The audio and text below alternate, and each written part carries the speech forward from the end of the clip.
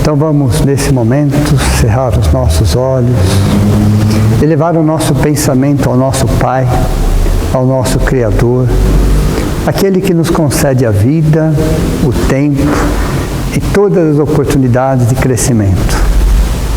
A Jesus, nosso Mestre, nosso guia e modelo, nosso Cristo planetário, a toda espiritualidade amiga aqui presente, das mais diferentes denominações religiosas.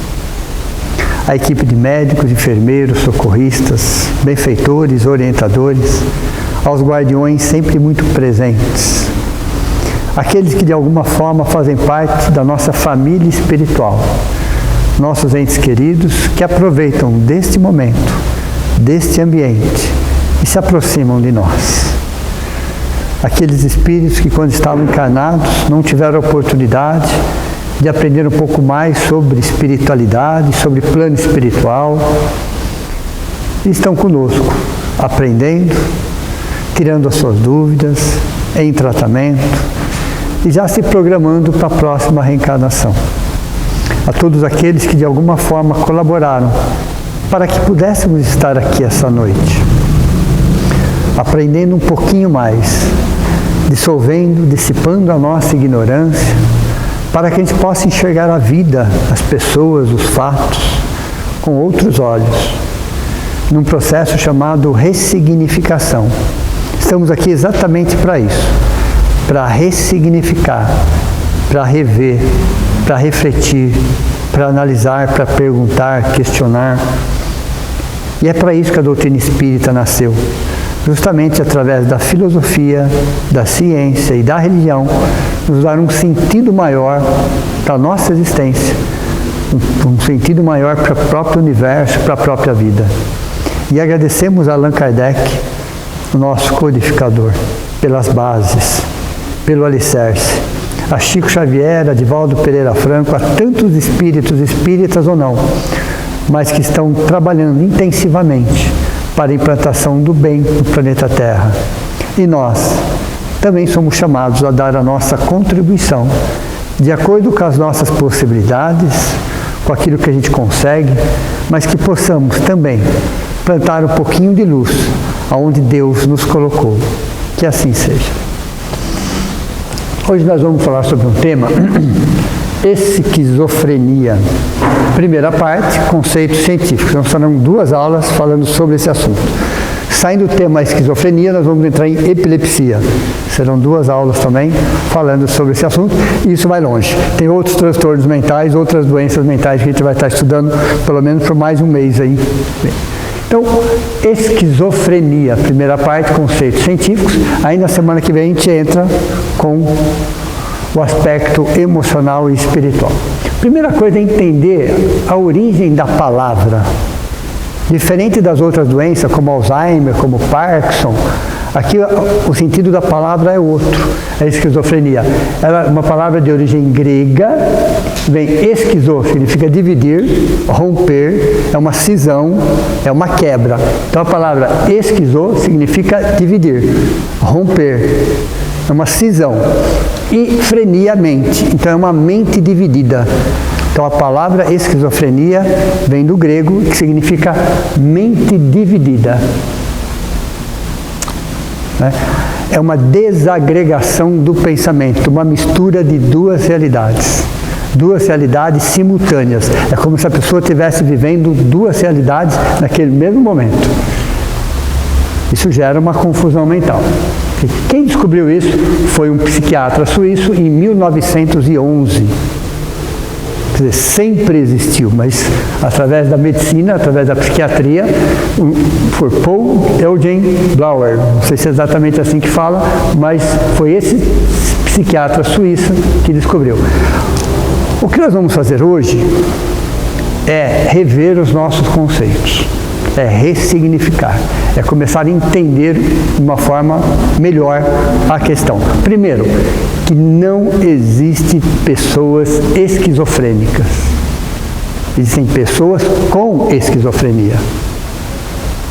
A esquizofrenia, a pessoa não é daquele jeito, ela está daquele jeito. Então existem pessoas com esquizofrenia. A pessoa não é esquizofrênica. Entenderam a diferença ou não? Ela está passando por uma situação, independente de qual seja, mas ela não é, ela está. Assim como todas as doenças, todos os transtornos. Então, quando a gente fala uma pessoa autista, não, uma pessoa com autismo. Perceberam a diferença? Então, a primeira coisa é entender que todos os transtornos e todas as doenças mentais é uma fase temporária, onde a pessoa, por alguma razão, cada caso é um caso, está passando por aquela situação. E vamos lembrar sempre aquela frase da semana passada. Toda doença, todo transtorno visto de forma superficial é degeneração. Toda doença, todo transtorno vista de forma profunda é regeneração. Ok? Se puder desligar o celular, eu agradeço. Ok? Então veja, é uma desagregação do pensamento. Antigamente era conhecida como demência precoce. Olha, interessante. Como que era conhecida antes desse nome? Como uma demência precoce. E ela normalmente aparece ela aparece entre os 15 e os 30 anos. Diferente do Alzheimer, diferente do Parkinson, por isso que ela era chamada de demência precoce, porque aparece numa fase muito jovem, dos 15 aos 30 anos. Normalmente, nos homens, entre os 15 aos 25 anos, normalmente nos homens. Nas mulheres, um pouco depois, entre os 20 e os 30 anos. Então, existe uma diferença de quando isso aparece. Nos homens, entre 15 a 25, nas mulheres entre 20 aos 30 anos. Isso em linhas gerais, de acordo com estatísticas, ok? E é mais comum entre os homens, 1,5 vezes. Então a esquizofrenia ela é mais comum entre os homens, depois quando a gente estudar os aspectos espirituais, isso vai estar respondido. Então quem tem mais esquizofrenia? Os homens. Qual é a relação? 1,5 vezes. 1,5 vezes, ok? Então é a relação que existe. Como conceito, vamos entender agora como conceito, é uma doença mental complexa. Doença mental complexa, entendam vocês, que é um espectro. O que é um espectro? É um leque, ok? Assim como o TEA. Então a esquizofrenia, você pode até classificar assim, leve, moderado e severo. Em linhas gerais, sim. Em linhas gerais, eu posso falar que é leve, moderada ou severa. Sim, mas ela é muito mais do que 3 classificações.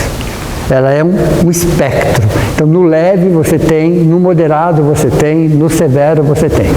Então, é um espectro esquizofrênico. Entendeu? Então, a pessoa está num espectro esquizofrênico. E cada caso é um caso. Aliás, quando eu falo cada caso é um caso, anotem porque vai cair na prova. As doenças estão personalizadas. São parecidas? São, porque o corpo é igual, a matéria é a mesma. As medicações são parecidas? Sim. Mas por que funciona aqui e não funciona ali? Porque as doenças elas estão personalizadas. O que significa isso? Estão adequadas àquela situação específica. Cada caso é um caso. Então, por mais que o tratamento seja semelhante, por mais que a medicação seja semelhante, alguns tratamentos não dão certo aqui, dão certo ali. E por quê?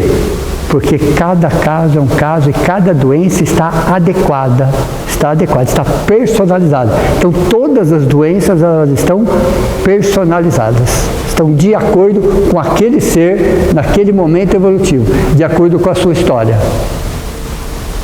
Isso explica por que funciona aqui e não funciona ali. Porque em um caso é alopatia, outro caso é homeopatia, outro caso são ciências complementares. Veja, existe uma gama infinita de tratamento e todas funcionam. Todas funcionam iguais para todo mundo? Não. Não, exatamente não. Porque a doença está personalizada. Tudo bem? Então veja, é uma doença complexa, um transtorno mental crônico. O que é um transtorno mental crônico? Intenso, ok? E grave, que afeta como a pessoa pensa, sente e se comporta. Como a pessoa pensa, sente e se comporta. Então, um transtorno mental grave, uma doença crônica e incapacitante. Significa o quê? Se for diagnosticada nesta fase aqui, ó, tem tratamento. Quanto mais tarde, pior. Quanto antes, melhor. Então, você tem tratamentos específicos. E lembrem de vocês que qualquer tratamento responde medicamentoso, qualquer tratamento medicamentoso responde por 50%. Qualquer medicação responde por 50% do tratamento. Não achem vocês que vai tomar um comprimido e resolver o problema. Não existe isso. Não existe isso. Qualquer tratamento medicamentoso é responsável por 50% do tratamento. Os outros 50% são outras terapias complementares, outras mudanças de atitudes, hábitos alimentares, que vai complementar aquilo. Tudo bem? Então vamos lá. Incapacitante porque a pessoa vai perdendo a realidade. Alguém daqui assistiu aquele filme Mente Brilhante? Mente Brilhante?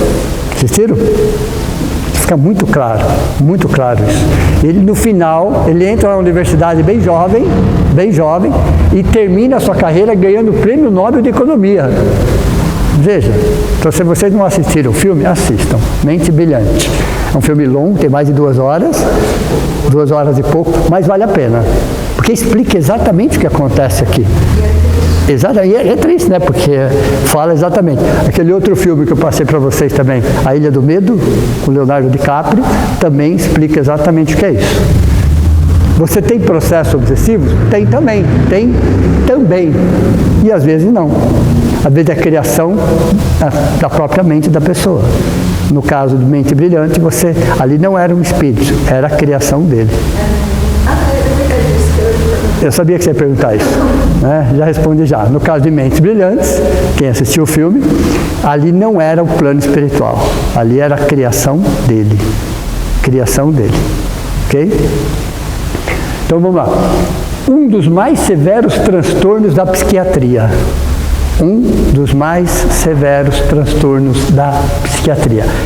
É a maior doença da psicose. A esquizofrenia, depois vamos falar o que é psicose, o que é neurose. Okay? De novo, eu já tinha comentado uma vez com vocês, hoje eu vou reforçar um pouco mais e trazer mais informações. Então, é considerado hoje a maior doença da psicose. Uma doença neurodegenerativa, tende a se complicar sem tratamento, ela vai se complicando ainda mais. Ela não tem uma causa definida. É interessante, em pleno 2025, por mais que a ciência tenha avançado e avançou muito, isso é inquestionável isso, a gente percebe que não existe uma causa específica para determinada doença. Não existe. Ou na maioria parte das doenças. E por que não? Por que a ciência não consegue? Porque a ciência estuda a matéria. Ok? Então ela está certíssima no que ela faz. Mas ela estuda a matéria, então ela não acha uma causa na matéria. Então ela não tem uma causa definida. Ela vai falar que existem fatores, ok? E não tem cura definitiva. Você tem uma melhora, a pessoa pode levar a vida dela normalmente com tratamento. Dá para levar uma vida com qualidade? Claro que dá, é evidente. A menos que sejam casos muito severos. É uma outra situação. Mas na maioria das vezes, com tratamento, você consegue. 1% da população sofre dessa doença. É um espectro. 3% está no espectro. 1% é classificado como pessoa com esquizofrenia, 1%. E 3% está no espectro da esquizofrenia. 10% cometem suicídio e 20% tentam. Veja, isso é estatística científica. Porque a mente da pessoa fica tão dividida, ela vive duas realidades simultaneamente, que gera nela uma confusão mental tão grande, tão grande, tão grande, que ela se perde completamente. Ela não sabe o que é real, o que é imaginário. Ela não sabe. Então 10% cometem suicídio e 20% tentam o suicídio. Dentro da esquizofrenia, dentro da ciência de hoje, dentro da estatística científica. Isso é uma ciência bem atualizada, 2025. É uma dissociação entre o que é real e imaginário. É uma dissociação. A pessoa chega a não saber o que é ciumento e brilhante, vai perceber que ele não sabia quando era uma coisa, quando era outra. Depois, no final, ele consegue controlar uma coisa de outra. Mas ele misturava as duas realidades. O tempo todo ele misturava as duas realidades. Isso gerava o quê? Uma confusão mental, um transtorno. Tudo bem? Então vamos lá. Fatores genético, uma marcação genética. Lembra do MOB? Por mais que o pai tenha, a mãe tenha, toda a família tenha, isso não define a pessoa nascer com esquizofrenia. Isso contribui, isso influencia, mas se ela não tiver essa marcação genética no seu MOB, ela não desenvolve isso. Ela não desenvolve isso. Agora, se ela trouxer isso, aí a contribuição do pai, da mãe, da família vai somatizar com aquilo. Se ela não trouxer essa marcação, só vai influenciar, não vai determinar. Fatores ambientais, poluição, por exemplo, sim, sem dúvida nenhuma. Isso pode gerar, ok? Então a ciência fala fatores genéticos, ambientais, psicológico, estresse crônico, aquele estresse crônico, alimentação inadequada, uso de drogas, principalmente drogas psicoativas. Isso pode gerar um estado esquizofrênico. Então, a ciência fala que está dentro disso daqui o que pode causar a esquizofrenia. Então, já foi comprovado, de acordo com a estatística, de acordo com os estudos, de acordo com o diagnóstico, a classificação, eles já chegaram à conclusão que isso aqui são os principais fatores que podem levar a um processo. E eles falam que o genético aqui é o principal. Estou falando da ciência. Então, o fator genético está em primeiro lugar. Quem sofre de esquizofrenia, os primeiros sinais é um tipo de um isolamento social. Quais são os primeiros sinais? A pessoa começa a se isolar do convívio social. Ela percebe, começa a ter alguns transtornos, ela começa a conversar sozinha, falar como se tivesse alguma coisa, uma realidade perto dela. Isso já começa 15, 20, 25 anos, a pessoa já começa a ter um movimento nesse sentido.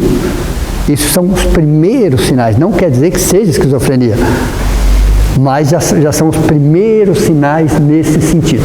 E aí a ansiedade e depressão. É muito comum nas pessoas com esquizofrenia essas duas comorbidades. Ansiedade por quê? Ela vive uma realidade em duplicidade o tempo todo. O que vai acontecer? Com quem que eu vou falar? E ao mesmo tempo ela se deprime com muita facilidade. Então a gente percebe que dentro dos quadros esquizofrênicos você tem o quê? Ansiedade e depressão. A maioria não são violentos, não são agressivos. A maioria. Quando eles atacam, eles estão se defendendo. Eles estão se sentindo acuados. Mas eles não têm, mas estou falando da maioria, eles não têm a intenção de agredir ninguém, machucar ninguém, eles não são violentos ou agressivos. Quando acontece qualquer coisa nesse sentido, é porque na maioria das vezes eles estão se defendendo. Então se você parte para cima deles, eles vão se defender. Então a maioria das pessoas que têm esquizofrenia não se defende. E ainda hoje, 2025, ainda existem preconceitos em relação a isso. Falta de informação, ignorância, preconceitos em relação a isso. Então, o que nós estamos fazendo aqui hoje? Buscando a informação para que a gente possa rever esse conceito, refletir sobre, entender que isso faz parte. Vamos lembrar que nós estamos numa fase de transição, que isso foi uma escolha nossa. Aqui não cabe nenhum tipo de julgamento, muito pelo contrário. mas foi uma escolha nossa. Lembra do 8 mais 2? Isso está dentro daquele 8 mais 2. Provas, expiações e, em alguns poucos casos, raros casos, missões nesse sentido. São seres, a maioria, extremamente inteligentes. Mas usaram muito mal a sua inteligência e os seus sentimentos em existências passadas. Isso veio uma marcação no seu MOB, no seu modelo organizador biológico. Mas para entender um pouquinho melhor a maior doença da psicose, o que é psicose? Nós já tínhamos falado alguma coisa a respeito. Primeira coisa, psicose é igual a neurose? A resposta é não. A psicose não começa por uma neurose. Pode, em alguns casos muito raros, começarem, mas não é. A maioria são coisas distintas. Eu preciso saber o que é neurose, o que é psicose e entender que não necessariamente um evolui para outro. O que é uma neurose? É um estado psicológico, uma neurose. Quanto mais a gente estuda, mais a gente se identifica, tá?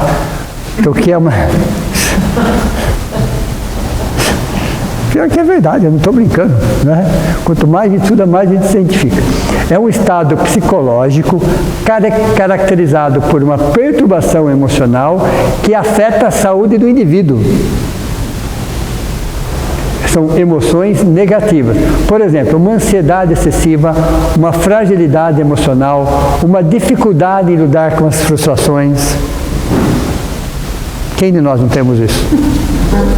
Quem de nós não temos isso? Ok? Então veja, são emoções negativas no caso da neurose, mas que é um estado psicológico.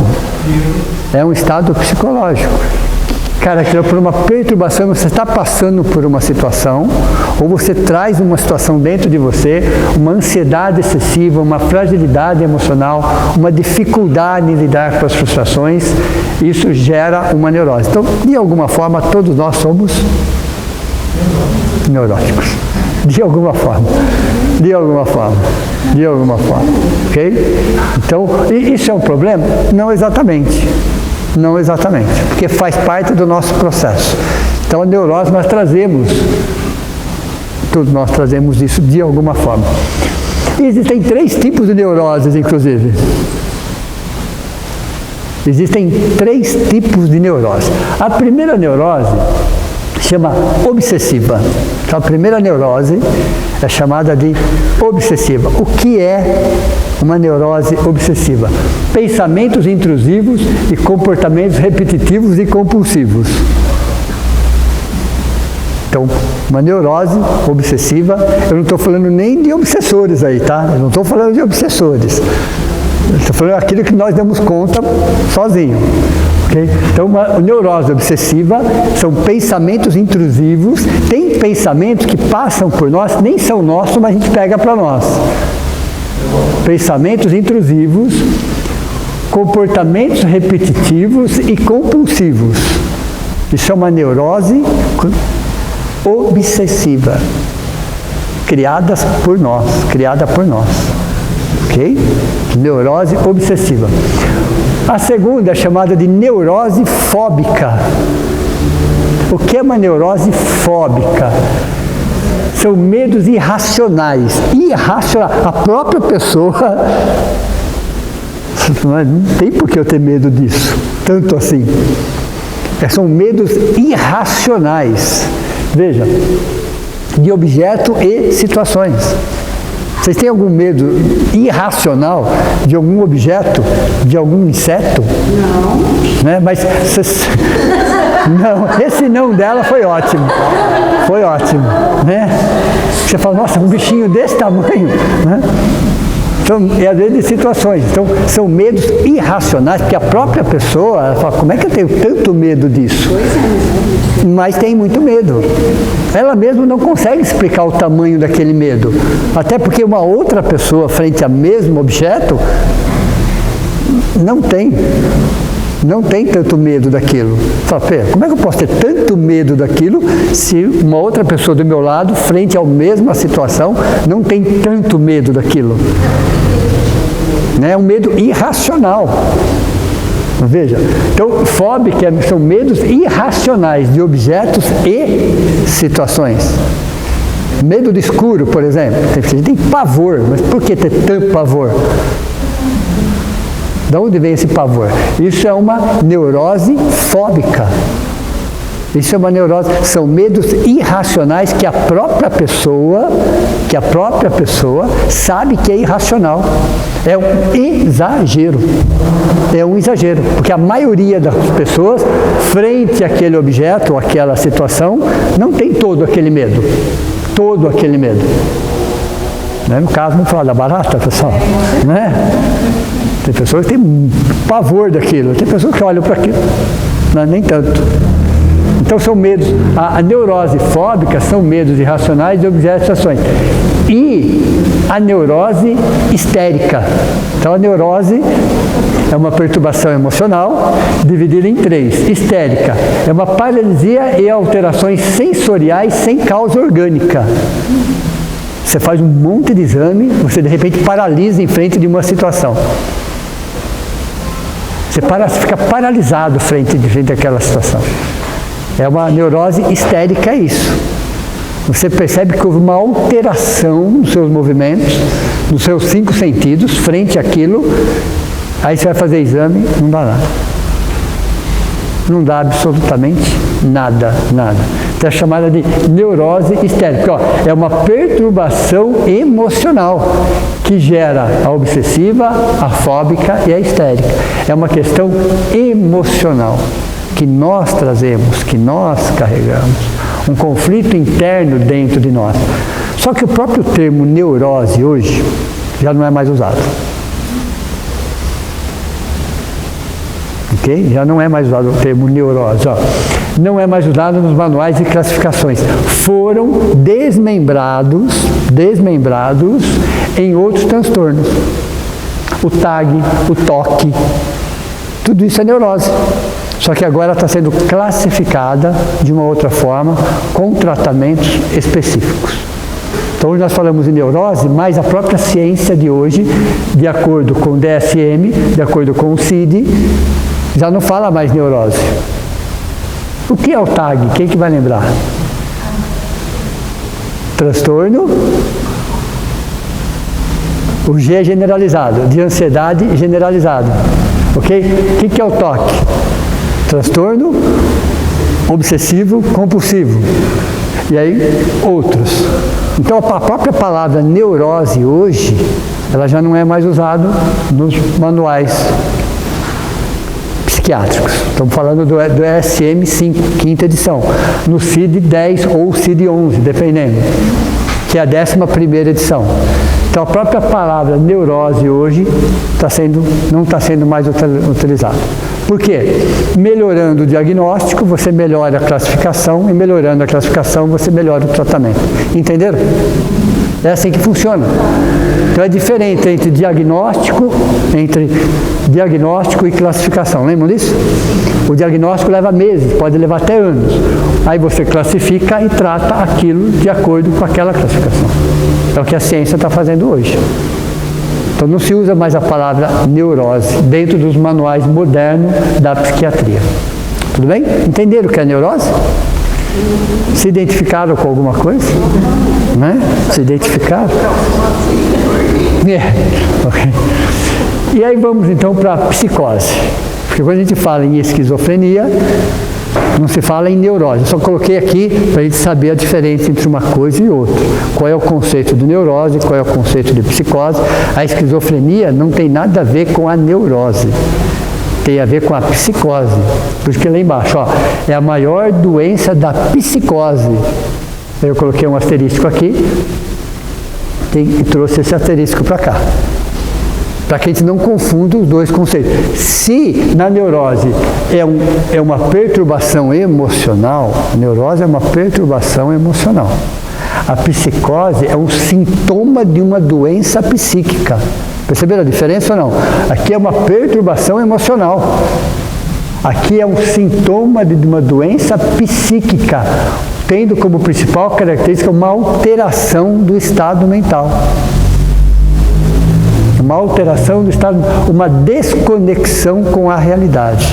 Veja como são dois conceitos bem diferentes e as pessoas às vezes confundem, ok? Uma confusão mental, alucinações e delírios.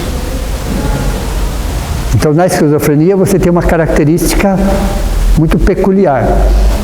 Cada caso é um espectro. Hoje é só linhas gerais, aspectos científicos. Então, a psicose mais comum, qual é a psicose mais comum? É a esquizofrenia. E ela pode ser induzida pelo uso de substâncias químicas, drogas psicoativas. Então, você tem nos fatores ambientais aqui, ó, o uso de drogas.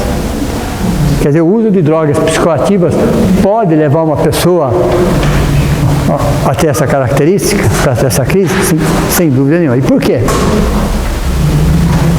Por que o uso de drogas, principalmente as psicoativas, pode levar uma pessoa a um processo esquizofrênico? Porque mexe com toda a estrutura neuronal.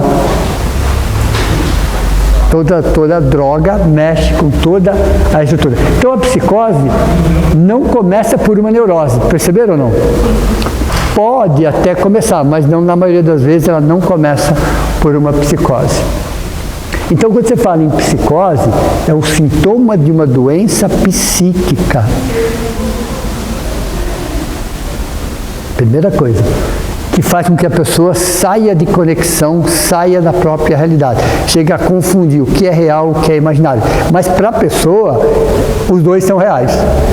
Porque ela não consegue diferenciar uma coisa com outra. Somente com medicações e tratamentos que ela começa a separar uma coisa da outra. Então quem assistiu o filme vai perceber como ele era tratado, de acordo com aquele momento. Não podemos falar, vamos voltar ao tempo, vamos entender quais eram as condições da ciência, da psiquiatria naquela época, eletrochoques, injeções, ele era amarrado, mas era o que se tinha de melhor para a época. Não podemos julgar a época, o contexto. Hoje, com certeza, seria tratado de uma forma diferente, com certeza. Okay? Então, na época, eram choques. Existia um tipo de tratamento chamava lobotomia. Você sabe o que é isso? Em casos mais extremos, quando o doente poderia colocar em risco a sua própria vida, sua própria existência e a vida de outras pessoas, quando o tratamento não dava certo, o tradicional, ele era usado uma lobotomia. O que é a lobotomia? É uma retirada da parte do cérebro. Era retirada uma parte do cérebro da pessoa. E ela ficava, em alguns casos dava certo, mas ela ficava vegetando. Em outros casos não davam certo. Então a própria lobotomia que era utilizada, no filme A Ilha do Medo explica bem isso. No finalzinho do filme ele passa por esse processo. Chama lobotomia. É a retirada de uma parte do cérebro responsável pela imaginação. Então, em alguns casos dava certo, em outros casos dava certo. Mas, para a época, vamos voltar ao contexto, não existia outro recurso. Não existia outro recurso. Hoje não se usa mais desses recursos. Tudo bem? Então, veja. Então, essa desconexão com a realidade gera uma confusão mental. Então, o que é um surto psicótico? Primeiro que é algo temporário. Quando você fala em surto, imaginem sempre que é algo temporário dentro de uma equação de tempo. Não é direto, é um período. Ela entra em surto psicótico. Surto psicótico significa uma fatia do tempo, uma faixa de tempo que ela vai entrar em crise. Depois ela volta. Então o que é um surto psicótico? Que não é quantitativo. Desculpa, é quantitativo, não é qualitativo. O que é quantitativo? Como é que eu sei, né, no caso da medicina, como é que eu sei que uma pessoa está com esquizofrenia? Aconteceu uma vez só? Não, a medicina não fala nada em relação a isso. Quando começa a acontecer, sequencialmente. Uma vez só ela não diz nada, a ciência não diz nada uma vez só. A partir da segunda, terceira, quarta, então não é qualitativo. Não é porque aconteceu uma vez, por pior que tenha sido um surto, aconteceu uma única vez. Mas a partir do momento que começa a acontecer várias vezes, a partir da segunda vez, já se começa a pensar num tratamento específico. Então não é qualitativo, é quantitativo. A mesma coisa da epilepsia. Uma vez só, a medicina não diz praticamente nada, a menos que haja uma situação diagnosticada, um exame clínico apontando uma situação. Mas quando você não tem nenhuma condição hereditária, o exame clínico não dá resultado nenhum, uma única vez fica em observação. Se acontecer a segunda vez ou terceira vez, você entra com tratamento. Exato. Então, uma vez só, não diz nada. A menos que no exame clínico apareça alguma coisa nesse sentido. Uma vez que não aparece nada no exame clínico, a ciência fica observando. Se acontecer a segunda vez, mesmo que não apareça no exame clínico, já entra em tratamento. Entendeu? Isso é um padrão da ciência. Isso é um padrão da ciência. Ok? Então, um surto psicótico que é quantitativo, quando já aconteceu 2, 3, 4, 5, 10 vezes, a partir da segunda vez, é o estado temporário, dura alguns minutos, não dura muito mais do que isso. É um estado temporário em que uma pessoa perde o contato com a realidade, completamente, com delírios e alucinações. Delírios e alucinações. Uma confusão mental, comportamentos inadequados. Veja, comportamento inadequado, às vezes agressivo, uma alteração de humor e isolamento social. Isso são as características de um surto psicótico. Vamos lembrar um pouquinho Parkinson. Era a falta de dopamina. Na esquizofrenia é o excesso de dopamina. O que acontece com o cérebro de uma pessoa que tem esquizofrenia? Então, um exame clínico vai detectar que tem excesso de dopamina. Excesso de dopamina. No Parkinson é a falta de dopamina. Na esquizofrenia é excesso. Por que excesso de dopamina? Porque ela vive duas realidades simultâneas. Então, o próprio cérebro contribui com aquilo. No caso da esquizofrenia. Por isso que tem o tratamento medicamentoso, que vai diminuir essa produção de dopamina, e ao mesmo tempo outras terapias que vão acabar controlando isso. O Parkinson, quando nós falamos do Parkinson, ou mesmo do Alzheimer, você tem medicações mais conhecidas. No caso da esquizofrenia, tem medicações, mas somente o neurologista, um psiquiatra, vai falar que tipo de medicação para atender aquela necessidade. Por isso que eu nem coloquei nenhuma medicação aqui. Entenderam? Uma pessoa esquizofrênica, ela não tem noção disso, tá? Mas ela pode sair andando de uma cidade para outra. Ela sai andando, ela vai sair daqui, vai parar numa outra cidade. Imagina. Ela sem noção nenhuma. Sem noção nenhuma. Então, porque ela perde a realidade da coisa. Quando a gente tem noção, por que eu falo isso? Porque eu já fui andando de uma cidade para outra várias vezes, entendeu? Mas eu sabia o que eu estava fazendo. Eu fiquei 11 dias andando, mas tudo bem, né? Mas não era esse caso. Não era esse caso, eu sabia o que eu estava fazendo, ok? Você começa a estudar, você fala, nossa, eu já fiz isso, ok? 2 vezes, inclusive. Porque o esquizofrênico, ele traz essa desconexão, ela não percebe. Quando ela percebe, ela já está em outra cidade. Ela anda 15, 20, 30, 40 quilômetros. Ela não sabe o que está fazendo. Ela não tem a mínima noção do que ela está fazendo. E olha, interessante. De cada 10 pessoas que a gente vê vivendo nas ruas, ok? 10 pessoas, 7 têm doenças mentais e transtornos mentais. Metade disso são pessoas com esquizofrenia. Cada 10, 7 têm problemas mentais e transtornos mentais. Dessas 7, metade delas tem esquizofrenia. Por isso que eles falam sozinhos, gesticulam sozinhos, parece que estão numa outra realidade. Não sei se vocês já tiveram a oportunidade de estar conversando com eles. Eles vivem numa realidade paralela. Eles falam coisas assim que você fala, de onde tirou isso? Mas para ele é uma realidade. É uma realidade. Veja, de cada 10, 7 tem problemas mentais, desses 7, metade tem esquizofrenia. Só que somente 17% das pessoas são tratadas adequadamente. É um número muito baixo, muito baixo.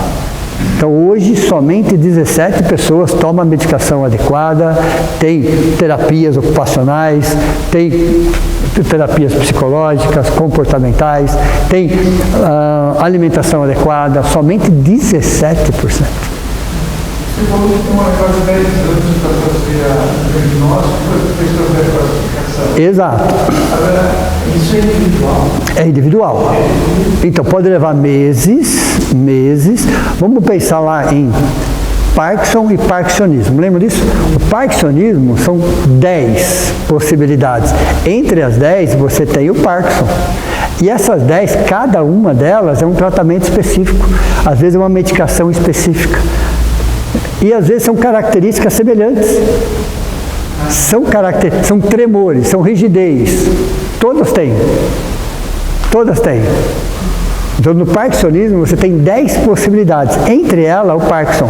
Como é que eu sei? Com diagnóstico, com tratamento, com exame clínico, com exame comportamental. Então você tem que passar a pessoa por uma série de situações para você classificar. Dentro daquela classificação você faz o tratamento. Tem uma confusão da esquizofrenia e Alzheimer, eu acho que todo mundo está com Alzheimer. Então, não está.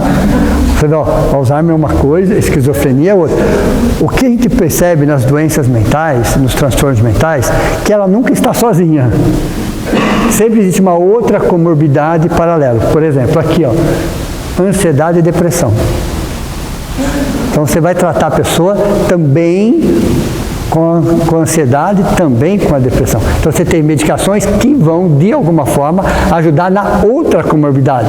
Mas cada coisa é uma situação diferente. Então Alzheimer é Alzheimer. Parkinson é Parkinson, esquizofrenia é esquizofrenia. Você tem a doença-chave, depois você tem outras comorbidades que também serão tratadas. Mas você não pode confundir uma coisa com outra. Por isso que é o diagnóstico. O diagnóstico são 10 ângulos diferentes.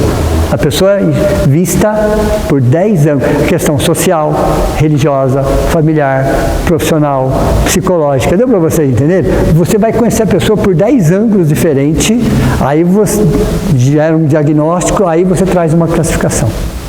É a esquizofrenia. Tá, então uma pessoa traz a esquizofrenia. É leve? É moderada? É severa? É um espectro. É um espectro. Então o tratamento tem que ser baseado nisso. Por isso que as doenças estão personalizadas. Sempre como tratamento. Não é castigo, não é punição, não é nada disso. Não é nada disso. Muito pelo contrário. Nessa fase de transição, vamos pensar assim. Expiações, provas e missões. Onde nós estamos nessa fase de transição? A maioria. Provas. O século XXI é característico de provas. Até o século XX era mais expiações. A partir do século XXI, a partir da década de 90, para ser mais preciso, começa a fase de provas. O que são provas? Eu já sei a teoria e eu preciso de uma dificuldade, eu preciso de uma limitação, eu preciso passar por determinado... É o espírito que escolhe. Isso, no processo encarnatório, para que em determinada fase da minha vida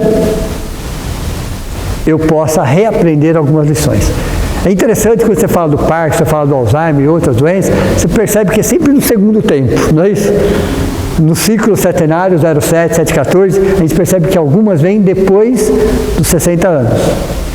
Lembra dos ciclos setenários? No caso da esquizofrenia, não, vem antes. Bem antes. E muitas vezes é o quê? Espiritualmente. Eu vou adiantar um pouquinho o lado espiritual agora. O que vem na esquizofrenia, na maioria das vezes? Sim. Mas não é isso. Na questão sentimental.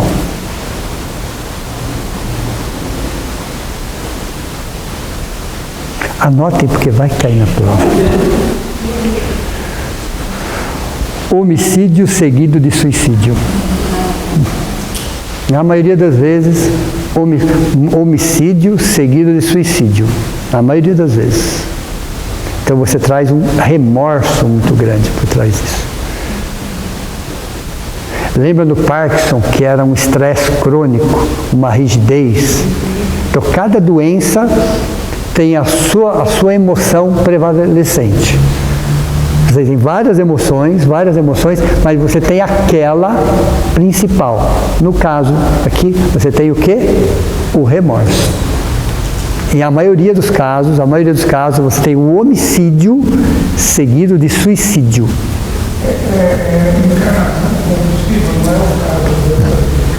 Não, sim. É uma expiação, não é nem exatamente compulsiva, é uma expiação, sabe? Não é mais obrigado. As reencarnações compulsivas já quase não existem mais, por causa da fase de transição. Hoje você tem a expiação, ainda tem, muito mais as provas e raríssimas as missões, por causa da fase de transição. O que é uma reencarnação compulsiva, para quem não sabe? O espírito não quer reencarnar, não admite em hipótese alguma, foge o tempo todo, mas ele reencarna. E por que ele reencarna? Primeiro, que ele está na atmosfera do planeta Terra. Segundo, que existe algo chamado lei da gravidade. Ele não vai muito longe. E essa lei da gravidade, ela vai, entre aspas, puxando o espírito. Ela vai literalmente falando. Então, por mais que ele fuja, chega um momento que ele é atraído magneticamente para a reencarnação. Essas são as reencarnações compulsivas. As leis naturais. Por que será que nós viemos parar no planeta de provas e expiações, né? Porque somos missionários e viemos aqui para dar uma força, é isso? É mais ou menos isso. Mas eu acho, né? Não, porque a nossa frequência vibratória estava equivalente ao planeta de provas e expiações. É uma questão de frequência, onde você está vibrando? Provas e expiações, então você é levado para provas e expiações. Regeneração, você é levado para regeneração.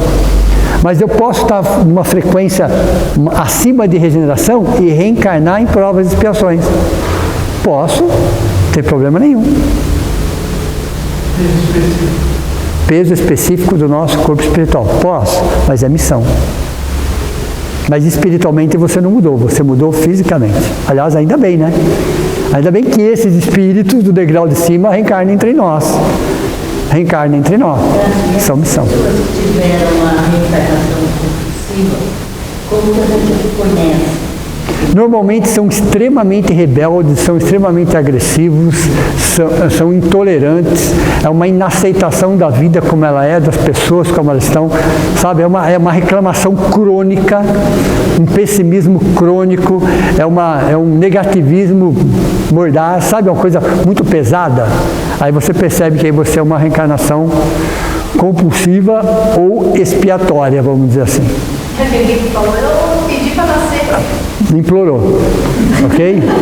Pedir a gente não pede, a gente implora. É verdade, eu não estou brincando. A filha de reencarnação, pessoal, você espera, viu? Não é quando eu quero, é quando tem vaga. É exatamente isso que acontece. Então quando você fala, eu não pedi, eu implorei. Por que a gente implora? Qual a diferença entre plano espiritual e erraticidade? Aqui não é a prática aqui que a gente aprende. Qual a diferença entre plano espiritual e erraticidade? A princípio, os dois são plano espiritual, vocês concordam? A princípio, você não está encarnado. Quando nós estamos desencarnados, a pergunta é, você está na erraticidade ou você está no plano espiritual? Erraticidade são espíritos que vão reencarnar. Erraticidade é um intervalo entre uma reencarnação e outra. O plano espiritual, não necessariamente. Você pode reencarnar em outros planos. Planos superiores, inclusive. Deu para você entender? Então, a erraticidade é um intervalo entre uma reencarnação e outra. Você vai reencarnar. É uma questão de tempo. Plano espiritual, não necessariamente você vai reencarnar. Você pode reencarnar em outros planos. Planos superiores, inclusive. Entendeu? Na erraticidade, vai reencarnar. Mas daí eles não vão no umbral? Não, para o nosso lar, por exemplo. Então, vamos lá. Vamos entender o seguinte. Quando nós falamos em umbral, se divide um umbral grosso, um grau médio e um umbral fino. Todas as colônias espirituais, todas, estão num umbral fino. Estão num umbral fino, tudo bem? Todas as colônias. No Brasil tem mais de 25 colônias espirituais. Nós, por exemplo, estamos na colônia das flores. Quer dizer que eu vou para a colônia das flores? Se você tiver afinidade, sim. Mas você pode ter uma colônia lá para o Japão, se você tiver afinidade com aquela colônia. Isso não muda nada. É a sua característica, é a sua cultura. Mas todas as colônias estão num umbral fino. 95% dos espíritos que estão nas colônias espirituais são espíritos reencarnantes. Entre aspas, descendo. Somente 5% estão subindo. De cada 100, 95 vai reencarnar.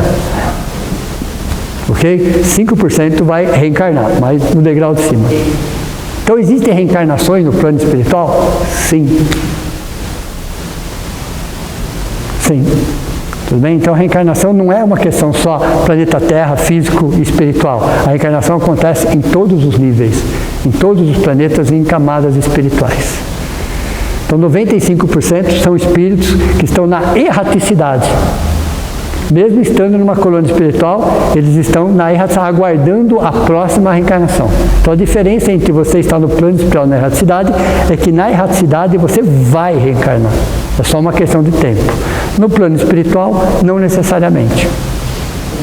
Não necessariamente. Tudo bem? Aí você pode escolher, inclusive.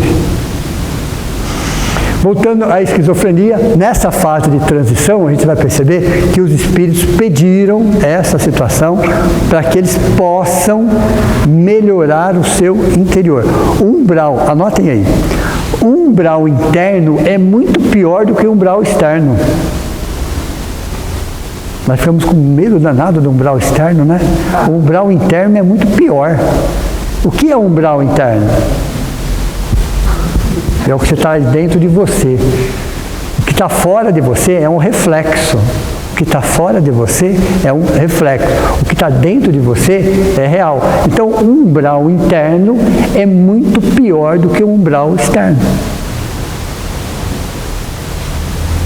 Então, a reencarnação não é punição também, é aprendizado. Entendam vocês que no planeta Terra, quando a gente fala sobre transtornos mentais e doenças mentais, pensem sempre que em primeiro lugar é um hospital, em segundo lugar é uma escola. Tem várias classificações do planeta Terra, mas para nós especificamente, em primeiro lugar é um hospital, em segundo lugar é uma escola. Depois você tem outras classificações. Então, nesse caso, transtornos mentais, doenças mentais, todos nós estamos primeiro num hospital em tratamento. Em tratamento. E estamos aprendendo. Esse é um hospital-escola. Mas, em primeiro lugar, estamos em tratamento. Então, a esquizofrenia é um estado temporário de um espírito que traz de existências passadas e que pode ser potencializado por um processo obsessivo. Vocês concordam ou não? No caso do filme Uma Mente Brilhante, ali você não tinha um processo obsessivo. Era uma criação dele. Mas você pode ter um processo obsessivo potencializando? Pode, sem dúvida nenhuma. Porque você já traz um transtorno, você já traz uma situação dentro, uma predisposição. Um remorso, uma mágoa, uma culpa, um ressentimento. Você traz aquilo cristalizado. Aquilo abre fulcros energéticos para que obsessores trabalhem em cima daquilo. Então você pode ter ou não ter. É que nem o caso da epilepsia que a gente vai estar estudando. Você tem a orgânica, a psicológica e a espiritual. E você pode ter as três juntas. Você pode ter ela de origem orgânica, de origem psicológica e de origem espiritual, e as três juntas. Entenderam? Mas sempre como tratamento, nunca como castigo, nunca como punição. E por que nesse tratamento do século XXI? A espiritualidade segurou milhões de espíritos para reencarnarem justamente na década de 90 para frente, porque seria quando a medicina, quando os tratamentos estariam melhores para receber. Não a sociedade, mas a medicina estaria em melhores condições para começar a trabalhar nesses espíritos. Isso é um processo evolutivo. Mas necessariamente? Não necessariamente. Não necessariamente. Pensem vocês. Temos um pouco mais de 2000 anos de Evangelho. Ok? Vamos supor que tivéssemos ficado o primeiro milênio só na teoria. O segundo milênio só tentando colocar em prática. Tentando. Não teria esse problema para o terceiro milênio. Não teríamos nem um processo de transtorno mental e doenças mentais para o terceiro milênio.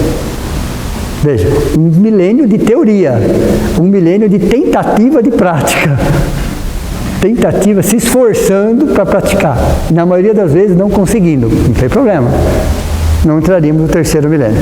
Por isso que no planeta de regeneração adolescente para frente, você não tem mais transtornos mentais nem doenças mentais. Entenderam ou não? No planeta de regeneração nascendo, ainda você tem alguma coisa nesse sentido.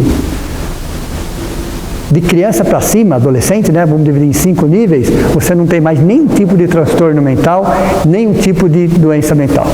Já em regeneração. Por quê?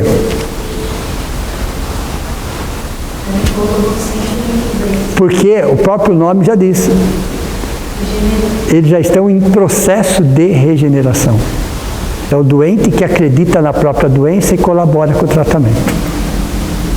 Se você sabe que você tem uma doença, eu tenho uma doença, eu admito que eu tenho essa doença, eu vou usar a medicação correta, eu vou fazer tudo que deve ser feito, qual o problema? Deu para você entender então? Mas a partir do momento que eu não admito que eu sou doente e não faço o tratamento, fico terceirizando e justificando. Deu para vocês entenderem ou não? É isso que está acontecendo. Por que regeneração você não tem? Então percebam que transtornos mentais, Parkinson, Alzheimer, esquizofrenia, você tem uma rebeldia, você tem uma revolta, você tem uma inaceitação, você tem uma mente que te acusa de coisas que você sabia o que você estava fazendo. Você sabia o que você estava fazendo. Você não era protegido pela sua ignorância. Aí traz toda essa ação. E o que isso tem a ver com Deus? Nada. Nada. Esquizofrênico, você pode falar, ele não ouve. Oi? Esquizofrênico, conversa com ele, ele não admite, não ouve. Então, porque ele está em um tratamento mais intensivo. Mais intensivo. Porém, essas duas, olha interessante. Vou aproximar um pouco mais, vou me aprofundar um pouco mais. O esquizofrênico, a pessoa com esquizofrenia, ela está fugindo de si mesmo. O corpo como um refúgio. Então esses delírios, essas alucinações que eles têm, é como se fosse um refúgio da própria mente. É o tribunal da própria consciência o cobrando de atitudes. Então ele cria situações, realidades, fantasias, ilusões para fugir temporariamente da própria consciência. E por isso que é tratamento. Alguém pode questionar, mas então não está melhorando? Não está piorando. Perceberam ou não? É por isso que muitas vezes ele vai para o suicídio. Vai para o suicídio. Então, às vezes, em determinado tratamento, cada caso é um caso, mas a pessoa não melhorou em nada, ela não piorou em nada. Perceberam ou não a diferença? Que ela vinha num processo de piora, aí você parou aqui para começar um processo de melhora. Então, essa fuga da realidade temporária, nesse momento, é necessária para começar um processo lá na frente de reequilíbrio. Reequilíbrio. Tratamento. Tudo é tratamento. Por isso que toda doença, vista de forma superficial, é degeneração.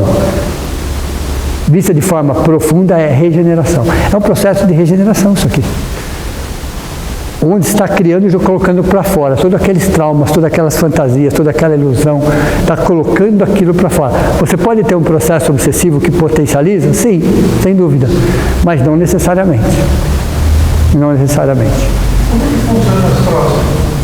O astrócito? Então, é a mesma coisa. É a mesma coisa. No caso, o astrócito que tira o excesso, o lixo, mas o excesso de lixo fica, esse excesso mata uma parte dos neurônios, matando. Você tem uma descarga elétrica aí, onde cria uma realidade, uma ficção, e passa a viver em torno daquilo. Então, o que acontece? Uma parte do cérebro, da razão, do bom senso, do discernimento, do pé no chão, fica comprometida porque tem uma parte dos neurônios que cuidam disso que morreram. Aí você tem um excesso de dopamina. Você tem um excesso de dopamina. E as drogas, elas criam esse excesso de dopamina. Sem dúvida, sem dúvida. Exatamente. Então, assim, todas as drogas fazem o quê? Libera um excesso de dopamina. Esse excesso de dopamina faz com que a pessoa viva uma irrealidade, uma alucinação. Esse é o cara que não voltou. Tem, e não volta mesmo. Porque atinge uma parte do cérebro e a pessoa vive naquela realidade.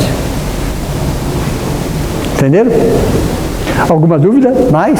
Por enquanto, tem mais coisa para trazer. Pode falar. Essas drogas que você... Psicoativas, aqui, uso de drogas. Inclusive o alcoolismo, tá? O alcoolismo incluído aqui também. Não entra medicamento. Não, aqui usa... Não, nesse... Não, no caso de drogas aqui não quis colocar medicação. As drogas, estou falando de drogas mesmo, tudo bem? Estou falando de medicação. Qualquer droga, você falou álcool. O álcool é uma droga, a cocaína, ok? Estou falando desse tipo de droga. Não estou falando de medicação. Droga no conceito medicação, não. Uso de drogas, quando eu coloquei aqui, ok? Agora, se você usa uma medicação não ministrada, ok? Isso vira uma droga. Aí é uma droga. Ok? Exato. Então, se você se automedica, aí é essa droga. Aí, por mais que seja uma medicação, é uma droga como uma droga psicoativa. Não é o médico. Não, aí não. Baseado num exame clínico, o médico receita uma medicação. Às vezes ele altera essa medicação em função da sua reação. Isso faz parte do processo. Eu estou dizendo das pessoas que usam medicações para ter estados alterados de consciência. Aí é uma droga. Por mais que seja uma medicação. Entenderam? Quando eu coloquei uso de drogas, nesse sentido. É perigoso, a doutrina espírita não é contra, mas é perigoso nós termos uma expansão de consciência. A doutrina espírita não vai proibir nada, mas vai falar, olha, é muito perigoso e não é recomendado. Por quê? Nós sabemos que existem algumas práticas que fazem com que a pessoa tenha uma expansão de consciência. A doutrina espírita não é contra, mas não recomenda. Por quê? Porque nós não temos estrutura psicológica, emocional e espiritual para ir além do que nós temos condições para suportar. Por isso que na reencarnação nós não nos lembramos. As informações estão todas ali. Porém, o cérebro pesado, denso, abafa temporariamente aquelas informações. Então, frente a uma situação, você tem uma expansão de consciência, pode gerar um problema grave. Gravíssimo, inclusive. Então, o esquecimento temporário do passado é uma proteção que nós temos. E por quê? Porque imagine vocês uma escada que nós estamos subindo. Se nós estamos num degrau aqui hoje, é porque nós estávamos no degrau aqui ontem e aqui antes de ontem. Entenderam ou não? Então, nós não éramos melhores. Nós estamos subindo essa escada, né? Ok? Então, tem coisa que tem que ficar paradinho. Por isso que só uma parte de nós se encarna. Só uma parte de nós se encarna. Só aquilo que nós vamos dar conta nessa existência. A gente não reencarna integralmente. Só vamos encarnar aquilo que nós vamos dar conta nesta existência. Então tem coisa nos aguardando para daqui 500 anos. Não necessariamente ruim, mas que hoje não teríamos condições. Nenhuma.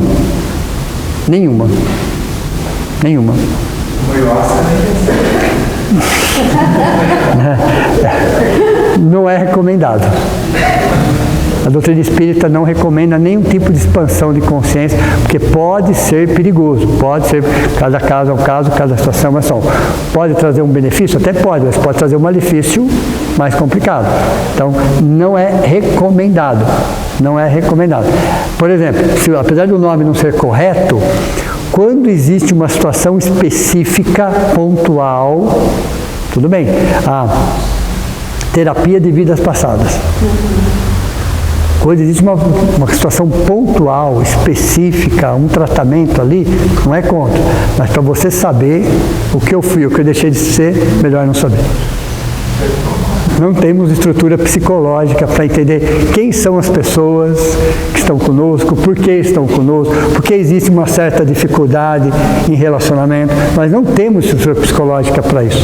Então a doutrina espírita, ela não é contra, mas ela, com muito cuidado, com um profissional qualificado, para atender um ponto específico, isso vai gerar um problema ainda maior. Ainda mais. É como as pessoas que querem estar sempre em contato com o plano espiritual, pessoal. Então reencarnou para quê? Ficasse lá. Não é assim? As pessoas querem ficar toda parte do tempo em contato com o plano espiritual. Se reencarnou é justamente para perder o contato com o plano espiritual. Se fosse para ficar lá, ficasse lá, não reencarnaria. Se reencarnamos é porque nós temos um compromisso com essa existência, com essa condição, com esse contexto, de fazer o nosso melhor dentro dessa proposta. Existe o plano espiritual? Lógico que existe, é evidente que existe, claro que existe.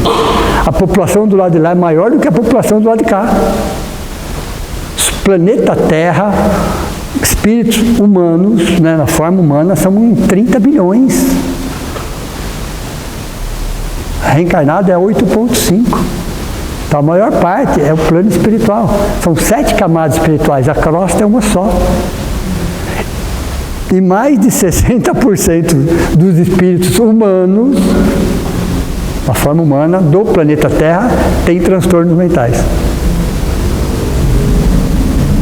Desses 30 bilhões, coloca aí um pouco mais de 60%, todos têm transtornos mentais. Todos. Mais de 60%. Por isso que a gente se identifica tão facilmente com as coisas. Mas em tratamento, pessoal, em tratamento. Aí você tem um espectro, toda doença é um espectro, do mais leve ao mais severo. Mas todos nós temos transtorno, porque é um planeta de provas e expiações. E principalmente provas e expiações em fase de transição. Aí que as doenças psíquicas aparecem justamente para tratamento. Para tratamento. Tudo bem? Mais alguma pergunta? Semana que vem a gente continua esse assunto. Um pouco mais pesado. Tudo bem? Hoje eu peguei leve, hoje eu estou tranquilo. Hoje foi leve. Hoje foi leve. Não é isso? Hoje foi sossegado, foi tranquilo. Alguém quer perguntar mais alguma coisa? Aí semana que vem a gente termina esse assunto, depois a gente vai. A gente vai falar sobre depressão, sobre ansiedade, sobre toque, sobre o TOD, sobre o TAG, sobre o ELA. Vai ter muitos assuntos para tratar sobre transtornos mentais. Vai uns 2 meses de trabalho em cima disso aí. Tudo bem? Vão anotando. Vão anotando. Então vamos, nesse momento, cerrar os nossos olhos. Agradecer mais uma vez a esse reencontro, a esse tratamento espiritual. No momento que nós estamos aqui, uma equipe de médicos, enfermeiros, socorristas nos trata individualmente. Cada centro de força, cada plexo é trabalhado, é reenergizado, realinhado. Além do tratamento energético através do centro de força, é um tratamento físico, biológico que nós recebemos.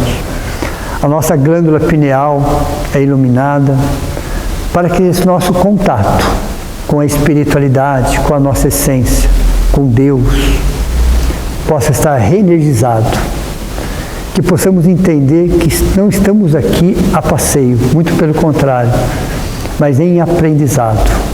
Cada um de nós traz no nosso psiquismo mais profundo as nossas necessidades, que através do amor, do aprendizado, da solidariedade, do perdão, de compartilhar informações que agreguem valores. A espiritualidade maior conta conosco, para que através do nosso jeito, de acordo com as nossas possibilidades, possamos sempre levar um alento, um sorriso, um abraço, uma palavra que consola, entendendo que todos nós estamos necessitados de amparo, de tratamento, de envolvimento. Mas Deus ajuda o homem pelo próprio homem. Confie em nós, nas nossas possibilidades, para que cada vez que nós falamos alguma coisa para alguém de positivo, que aquilo também sirva para nós, que a gente possa ouvir aquilo e entender que naquele momento os maiores beneficiados sempre somos nós mesmos. Que assim seja. Então, uma boa noite a todos vocês, bom descanso, até a próxima. Tragam perguntas.